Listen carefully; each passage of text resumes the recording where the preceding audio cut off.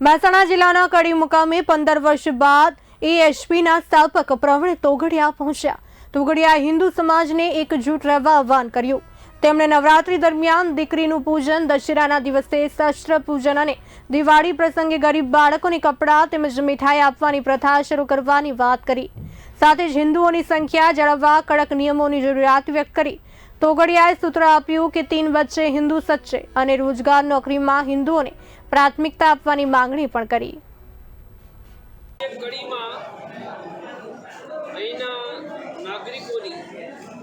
आंतरराष्ट्रीय हिंदू परिषद, राष्ट्रीय बजरंग दल, राष्ट्रीय महिला परिषद ओजस्वी द्वारा एक विशाल जिल्हा सभा थी। अँ नक्की कर्યું કે કડીના દરેક ગરબામાં અને ગામડામાં નવરાત્રમાં શસ્ત્ર પૂજન કરવું, કન્યા પૂજન કરવું અને દશેરાના દિવસે દરેક હિન્દુના ઘરમાં શસ્ત્ર પૂજન થાય।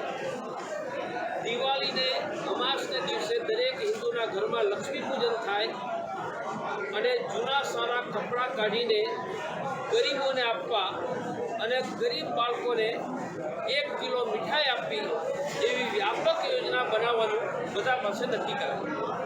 શું કહેવાય પ્રવીણભાઈ, નવરાત્રિમાં હિન્દુ બાળકોને વિધર્મી યુવકો ફસાવીને દુષ્કર્મ કરતા હોય છે, બધાએ સાવધાન રહેવાનું, આઈ કાર્ડ તપાસ કરવાની અને આઈ કાર્ડ જોઈને જ લોકોને આવવા જોઈએ।